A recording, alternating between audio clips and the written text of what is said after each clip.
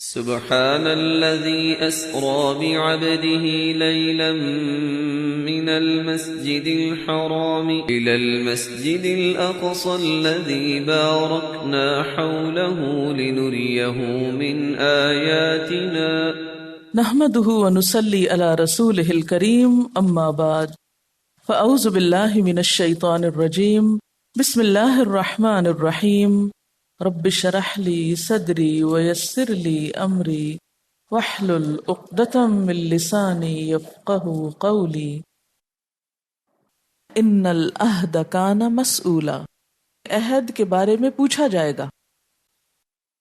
تو اس میں ہمارے لیے تعلیم کیا ہے کہ نمبر 1، ہم ایسے کاموں کی ذمہ داری ہی نہ لیں جو ہم نبھا نہ سکتے ہوں، کیونکہ بسا اوقات یہ ہوتا ہے کہ نام بنانے کے لیے کہ ہم یہ بھی کر رہے ہیں، یہ بھی کر رہے ہیں، یہ بھی کر رہے ہیں، بتانے کے لیے، بڑا بننے کے لیے بہت سے کام اپنے ذمہ لے لیتے ہیں، اور پھر ہوتے تو ہم انسان ہی ہیں، کمزور، کر نہیں سکتے، پھر ان کو پورا بھی نہیں کرتے، اور خاموشی کے ساتھ عہد شکنی کرتے چلے جاتے ہیں، جس سے دوسرا فریق نہایت تکلیف میں مبتلا ہو جاتا ہے۔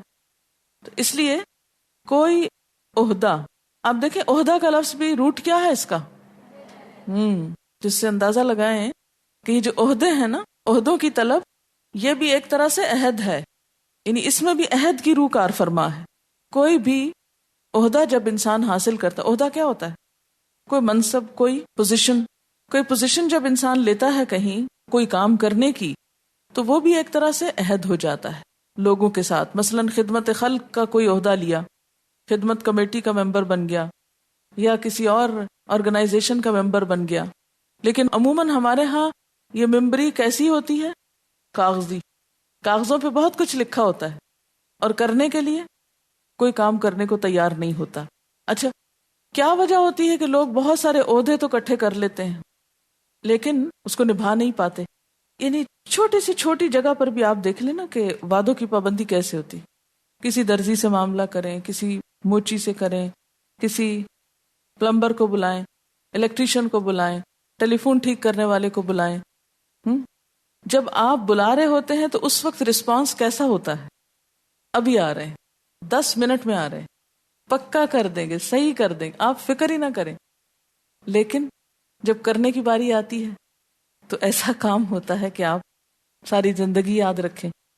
تو یہ چھوٹے چھوٹے کاموں کی جو کمٹمنٹ ہے، یہ بھی کیا ہے؟ دراصل عہد ہے۔ آپ مثلا کسی کو کام پہ رکھتے ہیں، کہتے ہیں جی میں یہ بھی کروں گا، یہ بھی کروں گا، یہ بھی کروں گا، آپ فکر ہی نہ کریں، سب کام ہو جائیں گے، اور جب کام کرنے کی باری آتی ہے کام نہیں ہوتا، اور تنخواہ پوری لینا چاہتے ہیں۔ جب تک ہمارے اندر یہ اخلاق پیدا نہیں ہوتا ہم آگے نہیں بڑھ سکتے، کیونکہ آپ کسی پہ بھروسہ کیسے کریں؟ وہ وعدہ پورا کرے، اس کے اندر کوئی استقامت ہو تو پھر آپ بھی کوئی ڈیسیژن لے سکیں۔ جب آپ کو پتا ہے کہ کوئی کام وقت پہ ہونا نہیں، اور پھر وہ ایک پورا چین چل پڑتا ہے نا، پورا معاشرہ اس کی زد میں آ جاتا ہے۔ تو کسی انسان کو کوئی عہدہ قبول کرنا نہیں چاہیے، خواہ وہ کتنا ہی بڑا ہو، اس میں کیسا ہی نام ہو، کتنی ہی شان ہو، کیونکہ حدیث میں بہت سخت الفاظ آتے ہیں کہ جو شخص کسی عہدے کو قبول کر لے اور پھر اس کو نہ نبھائے، ان ذمہ داریوں کو نہ پورا کرے، اور اس کے لیے اپنے آپ کو اتنا نہ تھکائے جتنا اپنے کسی ذاتی کام کے لیے تھکاتا ہے، تو وہ جہنم میں اوندھے منہ گرایا جائے گا۔ ہم مسلمانوں کے اندر چونکہ آخرت کی جواب دہی کا احساس نہیں، اس لیے ہمارے ہاں عہدے حاصل کرنے کی ایک دوڑ ہے، بیک وقت کئی مل جائیں وہ بھی تھوڑے۔ آپ نے صحابہ کرام کی تاریخ کا پڑھا ہوگا کہ جب ان کو کوئی عہدہ دیا جاتا تھا تو ان کا حال کیا ہوتا تھا۔ آج ہمارے ہاں جب کسی کو کوئی عہدہ ملتا ہے تو کیا حال ہوتا ہے، کیا انداز ہوتا ہے۔ اسلام میں تو معیار یہ کہ جو طلب کرے اسے دو ہی نہ، کہ وہ پورا نہیں کر سکے گا، وہ نبھا نہ سکے گا۔ وَأَوْفُوا الْكَيْلَ، اور پورا کرو ناپ کو، اذا کلتم، جب ناپو تم، یعنی عہد بھی پورا کرو اور ناپ بھی پورا کر کے دو، جیسے کپڑا ناپا جاتا ہے یا دودھ ناپا جاتا ہے۔ وزنوا بالقسطاس المستقیم، اور تولو سیدھی ترازو میں۔ مستقیم کس کو کہتے ہیں؟ بالکل اسٹریٹ، جس میں کوئی بل نہ ہو۔ ترازو کا جو پہلا کانسیپٹ ہے وہ کیا ہوتا ہے کہ دو پلے ہوتے ہیں اور ان میں ایکولنس ہونی چاہیے، بیلنس ہونا چاہیے، اور دونوں کی جو رسیاں ہیں پلڑوں کی وہ بالکل برابر ہونی چاہیے۔ اگر ایسا ہو کہ پہلے سے ہی ایک رسی کم ہو جائے یا ایک اوپر ہو اور ایک نیچے ہو تو مستقیم تو نہیں ہو نا۔ اگر اس میں کوئی چیز تولیں گے تو وہ کبھی بھی انصاف کی نہیں تولی جا سکتی۔ اسی لیے یہاں پر کیا فرمایا؟ بالقسطاس المستقیم، بالکل سیدھے ترازو سے تولو، ڈنڈی نہ مارو۔ کیوں؟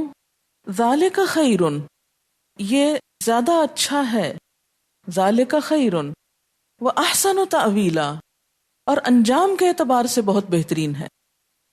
صحیح ناپ تول بہترین انجام کی نشانی ہے، کیونکہ اس سے کاروباری اعتماد جنم لیتا ہے نا۔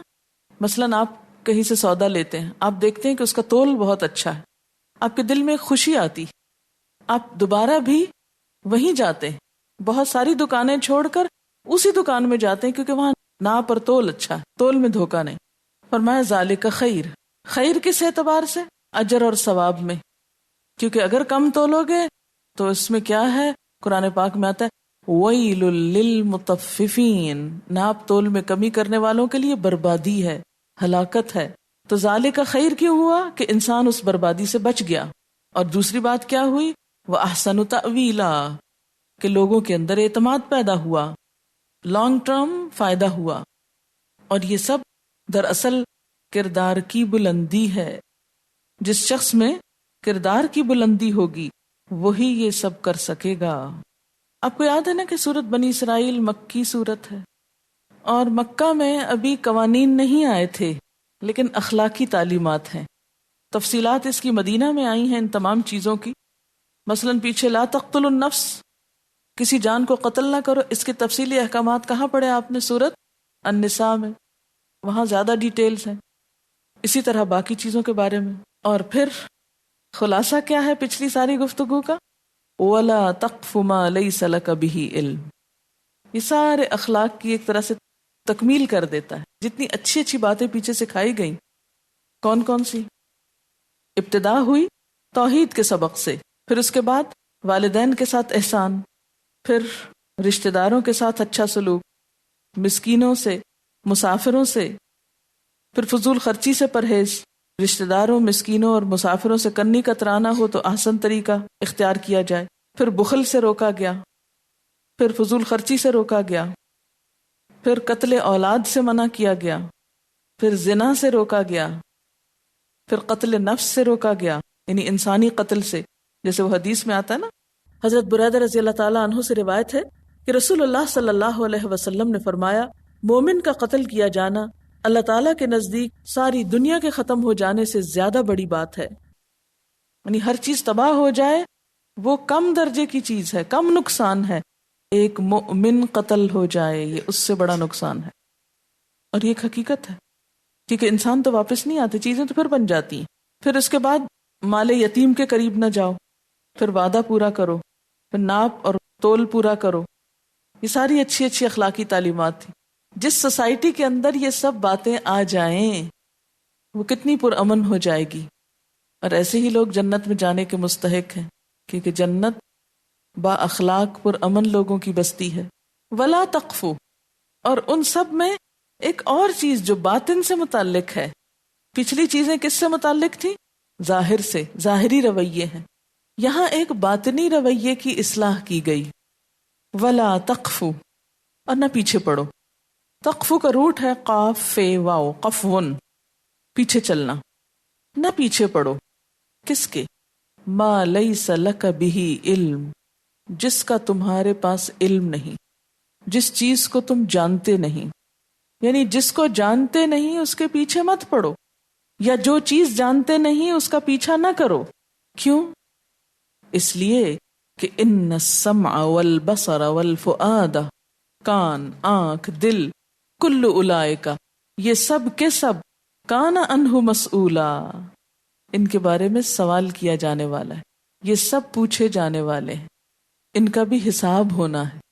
یہ نعمتیں اللہ نے بطور امانت دی ہیں، ان کو بے جا استعمال مت کرو، ان کو ضائع نہ کرو۔ قتادہ نے کہا، قتادہ مفسر ہیں، کہ میں نے دیکھا مت کہو جب تک تم نے دیکھا نہ ہو. میں نے دیکھا مت کہو جب تک کہ تم نے دیکھا نہ ہو. میں نے سنا مت کہو جب تک کہ تم نے سنا نہ ہو. میں نے جانا مت کہو جب تک کہ تم نے جانا نہ ہو. اس کی عربی ہے لا تقل رأیت ولم تر وسمعت ولم تسمع وعلمت ولم تعلم. کتنی لمبی بات کو کتنے چھوٹے الفاظ میں کہہ دیا گیا. تو بات یہ ہے کہ جس چیز کے پیچھے تم پڑو گے اس کے بارے میں تم سے سوال ہوگا.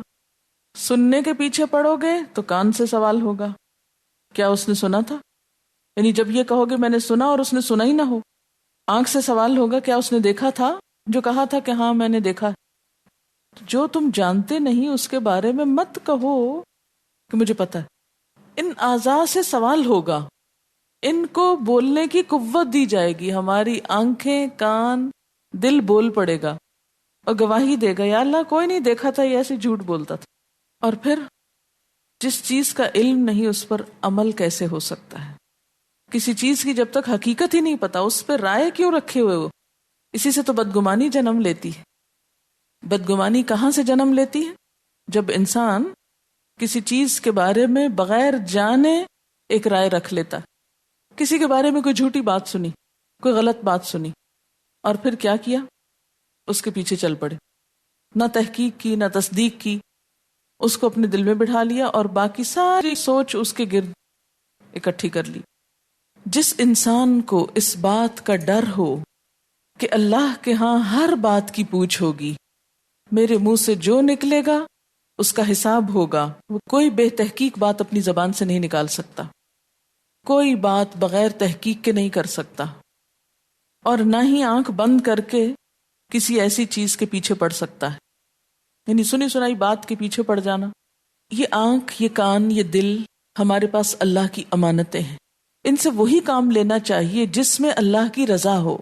زبان سے ایسی بات نکالی جائے جو پوری طرح ثابت ہو چکی ہو. اس میں ساری بے بنیاد چیزیں پھر نکل جاتی ہیں نا. مثلا جھوٹی گواہی دینا، تہمت لگانا، سنی سنائی باتوں کی بنیاد پر کسی کے پیچھے پڑ جانا، کسی کی دشمنی اختیار کر لینا، محض تعصب کی وجہ سے ناحق بات کی حمایت کرتے چلے جانا، ایسی باتوں کے پیچھے پڑنا جس کو انسان اپنی کم علمی کی وجہ سے جان ہی نہیں سکتا. لا تقف ما لیس لک بہ علم. مثلا اللہ کی ذات کے بارے میں بحث کرنا. ہمارا علم کتنا ہے اللہ کی ذات کے بارے میں؟ بتائیے کتنا جانتے ہیں میں اور آپ اللہ کے بارے میں، اس کے وجود کے بارے میں، اس کی قوت کے بارے میں، اس کی کسی بھی شان کے بارے میں ہم تصور بھی نہیں کر سکتے. کیوں؟ اس لیے کہ لیس کمثلہ شیء، اس جیسی کوئی چیز ہی نہیں. مثلا ہمیں بتایا گیا کہ اللہ نور ہے، اللہ نور السماوات والارض. اب اس پر سوال کرنا کہ وہ نور کہاں ہے، وہ کس چیز سے نکلتا ہے، یا یہ کہ اللہ تعالی کا ہاتھ کیسا ہے یا اس کا چہرہ کیسا ہے. وہ جب دیکھا ہی نہیں تو پیچھے کیوں پڑ گئے ہو؟ کیا بتائیں تم کو کیسا ہے؟ لا تخف ما لیس لک بہ علم. مت پیچھے پڑو اس چیز کے جس کا تمہیں علم نہیں، یا کسی کو بھی علم نہیں، کوئی بھی نہیں جانتا. چاہے ساری رات آپ بحث کرتے رہیں کہ اللہ کا ہاتھ ایسے ہے، سویرے اٹھ کے جو نتیجہ نکالیں گے اس میں کوئی حقیقت نہیں ہوگی، اس لیے کہ کسی نے دیکھا ہی نہیں. اپنے تصور تخیل میں جتنی چاہے کہانیاں گھڑ لیں، کچھ فائدہ نہیں ہوگا. اسی طرح اپنی تقدیر کے بارے میں ہمیں کیا معلوم کیا لکھی ہوئی ہے، اب ہم اس کے پیچھے پڑ جائیں. کچھ چیزیں تو ایسی ہیں نا کہ جن کے علم کا سورس ہوتا ہے، قرآن میں لکھی ہیں، حدیث میں لکھی ہیں، کسی جگہ پر موجود ہیں، جا کے آپ دیکھ لیں، پڑھ لیں، یا پڑھ سکتے ہیں، یا سن سکتے ہیں، یا دیکھ سکتے ہیں، یا امیجن کر سکتے ہیں، دل میں خیال آ سکتا ہے آپ کو اس کا، آنکھ سے دیکھ سکتے ہیں، کان سے سن سکتے ہیں. لیکن ہماری یہ ساری فیکلٹیز بہت لمیٹڈ ہیں. ہم ایک حد سے آگے نہیں دیکھ سکتے، ایک حد سے آگے نہیں سن سکتے، ایک حد سے زیادہ ہم سوچ بھی نہیں سکتے، امیجنیشن بھی نہیں ہمارا کام کرتا، کیونکہ وہ بھی لمیٹڈ ہے. اب ان چیزوں کے پیچھے پڑنا جو ہماری قوت سے ہی باہر ہیں، یہ کس قدر بےہودہ بات ہے. اپنے آپ کو کھپانے اور ضائع کرنے والی بات ہے. اس کا حل یا نتیجہ کچھ نہیں نکلے گا. یہ ایسا ہی ہے جیسے پانی میں مدھانی چلا کر مکھن نکالنے کی کوشش کرنا. آپ پانی کو 1 گھنٹے تک ملک شیکر کی جو مشین ہے اس میں شیک کرتے رہیں، گھنٹے کے بعد کیا نکلے گا؟ یہی حال ہے. ایسی باتوں کی بحث میں کچھ نتیجہ نہیں. یہ بات آپ کو معلوم ہے میں کیوں کر رہی ہوں اتنے سٹریس سے؟ اس لیے کہ بعض اوقات مجھ سے ایسے سوال کیے جاتے ہیں. اتفاق یہ کہ آج جب میں یہ پڑھ رہی تھی اس وقت وہ خط میرے پاس تھا نہیں. ایک خط میرے پاس آیا کچھ دن پہلے، اس میں اللہ تعالیٰ کی ذات کے بارے میں سارے سوال تھے، اور اس قسم کے سوال تھے کہ جن کا کوئی جواب ہے ہی نہیں، کچھ جواب نہیں. تو مجھے تھوڑی سی دیکھ کے پریشانی بھی ہوئی، تھوڑی ہنسی بھی آئی کہ ان سوالوں کا مقصد کیا ہے، ان کا ہمارے عمل سے کیا تعلق ہے. مثلا اگر ہم کو یہ معلوم بھی ہو جائے کسی طریقے سے کہ اللہ تعالیٰ کا قد اتنا ہے، یا رنگ ایسا ہے، یا ہاتھ ایسا ہے، یا کچھ بھی، تو اس سے ہمارے عمل میں کیا فرق پڑے گا؟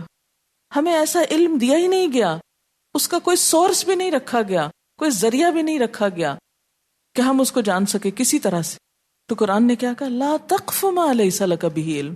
ایسی باتوں میں ریسرچ کا بھی کوئی فائدہ نہیں، بلکہ الٹا نقصان ہے. کیوں؟ جتنے فتنے اٹھے وہ ایسی ہی باتوں کی بحثوں میں پڑھ کے اٹھے. اب یہ معراج کا گزرا نا قصہ پیچھے، آپ کو معلوم ہے کہ عباسی خلافت پر جب زوال آیا تھا، ہلاکو خان نے حملہ کیا تھا، تو ان کی مجلسوں میں کیا بحث ہو رہی تھی؟ براق حلال ہے کہ حرام ہے. اب ساری رات بھی بحث کریں، آپ نے براق دیکھا ہی نہیں، آپ اس پہ سوار ہی نہیں ہوئے، آپ اس کی شکل و صورت سے واقف نہیں، آپ کیسے فیصلہ کریں گے وہ حلال ہے یا حرام ہے؟ اس قسم کی بیکار چیزوں کے پیچھے پڑنا، بے معنی بے مقصد چیزوں کے پیچھے اپنی انرجی ضائع کرنا، یہ فتنوں کا دروازہ کھولتا ہے، زوال کا سبب ہے. ترقی یافتہ قومیں ایسی چیزوں کے پیچھے نہیں پڑتی. لا تقف ما لیس لک بہ علم ان السمع.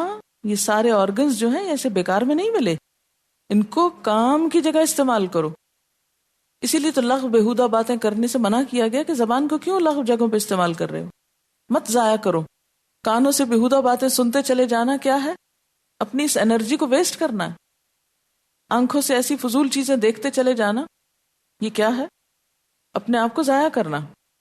تو ان السمع والبصر والفؤاد کل اولئک کان عنہ مسئولا. ہر چیز سے پوچھا جانے والا ہے.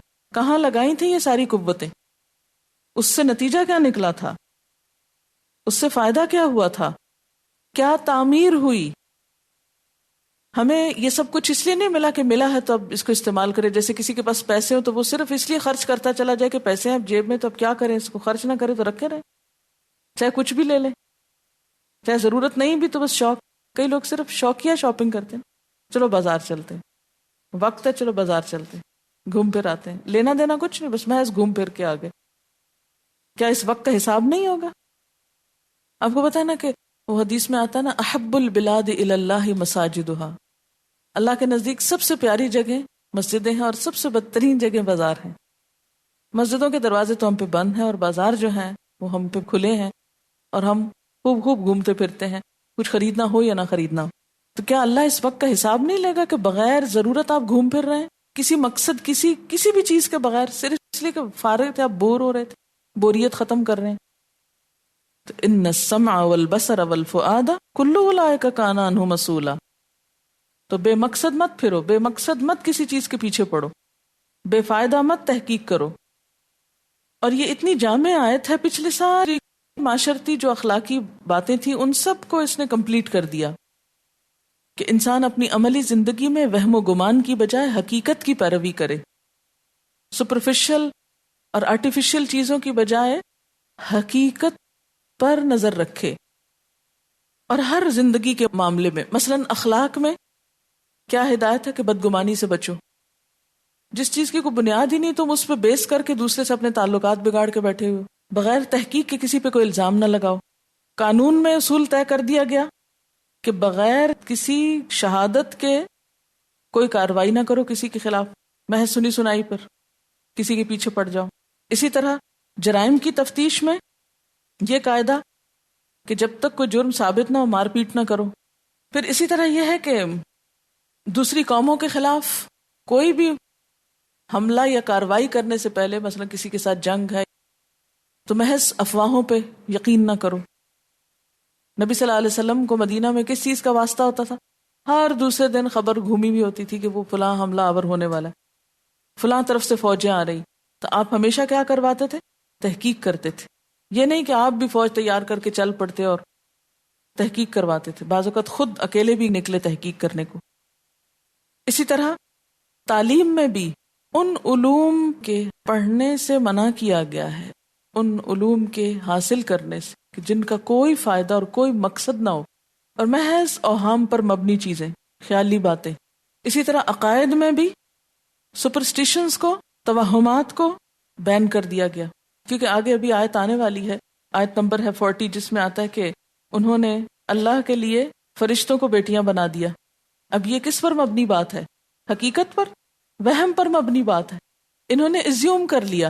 پھر اسی طرح آگے آتا ہے آیت 57 میں، جن کو یہ لوگ پکارتے ہیں وہ تو خود اپنے رب کے حضور رسائی حاصل کرنے کا وسیلہ تلاش کر رہے ہیں کہ کون اس سے قریب تر ہو جائے، اور وہ اس کی رحمت کے امیدوار ہیں اور اس کے عذاب سے ڈرتے ہیں۔ یعنی جن کو یہ معبود بنائے ہوئے ہیں وہ تو خود خدا سے ڈرتے ہیں، وہ خود معبود کیسے ہو گئے؟ تو عقائد میں شرک کی تردید اسی لیے کی گئی کہ شرک کی بنیاد کس پر ہے؟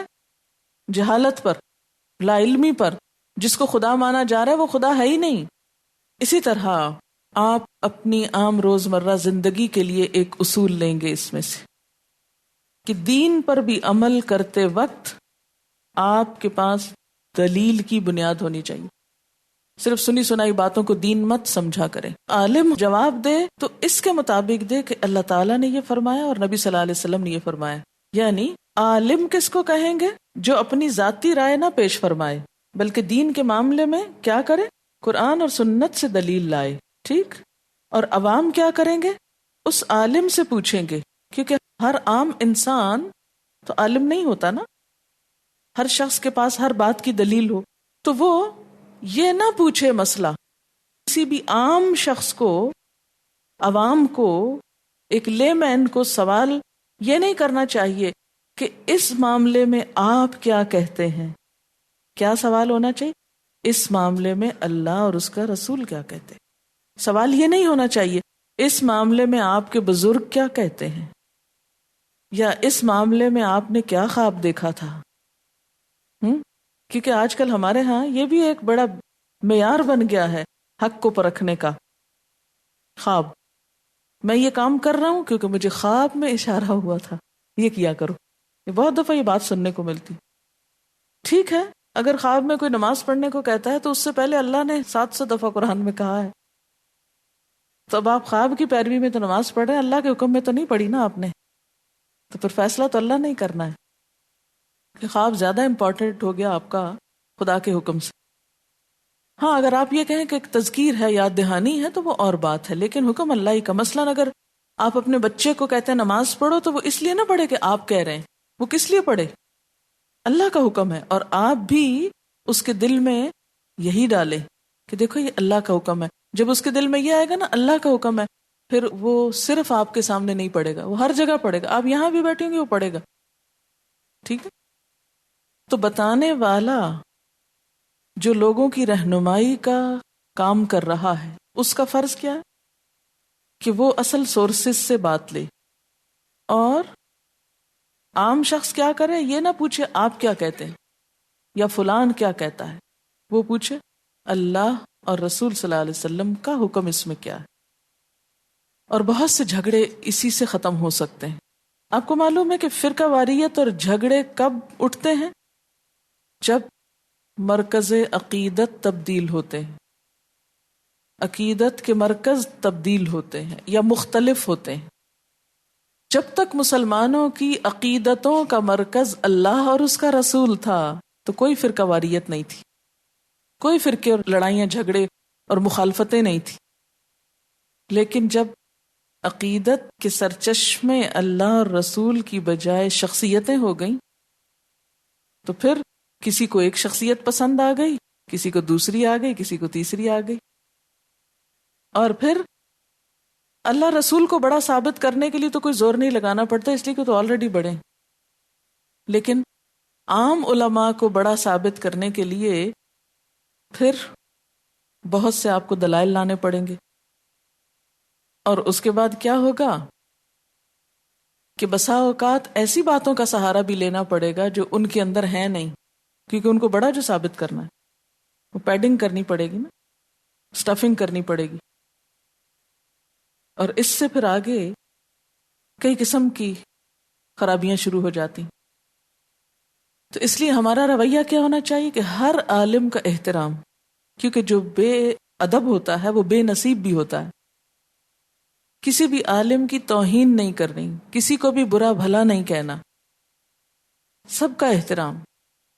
اور نہ صرف یہ کہ علماء کا احترام بلکہ عوام کا احترام بھی، لوگوں کا احترام بھی. کیوں؟ اس لیے کہ ہر مسلمان کی جان محترم ہے. آپ صلی اللہ علیہ وسلم نے فرمایا نا کہ جب وہ خطبہ حجۃ الوداع تھا، شاید اس موقع پر، آج کون سا دن ہے حرمت والا، کون سی جگہ ہے حرمت والی، کون سا شہر ہے حرمت والا، کون سا مہینہ ہے، تاریخ، مہینہ، دن، ہر چیز حرمت والی، جگہ، موقع. تو آپ نے فرمایا تمہیں معلوم ہے ایک مسلمان کی جان، مال، عزت اس سے بھی زیادہ حرمت والے ہیں. کسی سے کتنا ہی اختلاف ہو لیکن اس کی بے عزتی کرنا، اس کو برا بھلا کہنا، اس کے ساتھ بد اخلاقی سے پیش آنا، یہ کسی مسلمان کی شان نہیں ہو سکتی. یہ ایمان کے درجے سے گری ہوئی بات ہے کہ اختلاف کے موقع پر انسان بد اخلاق ہو جائے اور تمام احسانات بھلا دے. کسی سے بھی آپ کا بڑے سے بڑا اختلاف ہو سکتا ہے، لیکن صبر و تحمل کے ساتھ. آپ صلی اللہ علیہ وسلم کا اخلاق اپنے مخالفین کے ساتھ کیا تھا؟ اپنے دشمنوں کے ساتھ کیا تھا؟ کیا آپ نے بھی ابو لہب کے گھر میں وہی کچھ پھینکوایا تھا جو وہ پھینکتا تھا؟ ابو جہل کے ساتھ وہی کچھ کیا تھا جب اس نے آپ کی پیٹھ پہ اوجھ رکھ دی تھی؟ نہیں. اسی لیے تو قرآن نے کہا اِنَّكَ لَعَلَىٰ خُلُقٍ عَظِيمٍ، آپ اخلاق کی بلندیوں پہ فائز ہیں. اور یاد رکھیں جو شخص دین کی خدمت کرنا چاہتا ہے اس کو اخلاق نبوی کی پیروی کرنی ہوگی، ورنہ وہ اس کام کو کرنے کے قابل ہی نہیں، کر سکتا ہی نہیں، اس سے ہو سکتا ہی نہیں. پھر اسی طرح آپ دیکھیے کہ آپ صلی اللہ علیہ وسلم نے کیا فرمایا تھا کہ میں کیوں بھیجا گیا ہوں کہ اخلاق حسنہ کی تکمیل کر دوں، اور ہم اس میں تخریب کر دیں. ہمارا کام یہی رہ گیا امت ہونے کی حیثیت سے. آج اگر ہمارے اندر تھوڑا سا بھی اخلاق پایا جائے تو ہم اپنے سب مخالفوں کو کم از کم برداشت تو ضرور کر لیں، ان سے مسکرا کے بات تو کر لیں، ان کی سن تو لیں، تھوڑا حوصلہ تو رکھیں. کتنے حوصلے کم ہو گئے نا. اس کی ابتدا کہاں سے ہوتی؟ یہاں سے ہوتی. لا تقف ما لیس لک بہ علم، جس چیز کا علم نہیں اس کے پیچھے ہی مت پڑو. اس کا یہ مطلب نہیں کہ علم حاصل نہ کرو، اس کا مطلب یہ ہے کہ نیگیٹو سینس میں اپنی فیکلٹیز کو ضائع نہ کرو، کیونکہ سب چیزوں کے بارے میں سوال کیا جائے گا، ہر چیز کے بارے میں پوچھا جائے گا. اچھا، یہ اخلاق جب انسان کے اندر آتا ہے نا کہ لایانی چیزوں سے بچنا شروع ہوتا ہے تو اس کی انرجی سیو ہوتی، پھر وہ اس سے تعمیری کام لیتا ہے. کڑھن، جلن اور بدگوئی، بد زبانی، یہ سب چیزیں انسان کے اندر ڈیمیج کر کے رکھ دیتی ہیں نا اس کو. مسکرانے میں 17 مسلز یوز ہوتے ہیں اور غصے میں 47. مسکرانے سے انرجی ملتی ہے، کیونکہ جب آپ مسکراتے ہیں نا تو دوسرا بھی مسکرانے لگتا ہے، تو اس کا ریفلیکشن پھر آپ پہ پڑتا ہے نا. اور جب آپ غصہ کرتے ہیں تو نتیجے میں کیا ہوتا ہے؟ وہی چیز آپ کو ملتی ہے، لہٰذا وہ انرجی جو ہے ویسٹ ہوتی، تو نقصان در نقصان ہوتا ہے نا، حاصل کچھ بھی نہیں ہوتا. اور شیطان خوش ہو رہا ہوتا ہے کہ جس آگ سے میں بنا ہوں وہ یہاں لگ گئی ہے، وہ لگا دیتا ہے. تو سب سے پہلا اخلاق کیا؟ لا تقف ما لیس لک بہ علم، پیچھے پڑنے کی ضرورت ہی نہیں.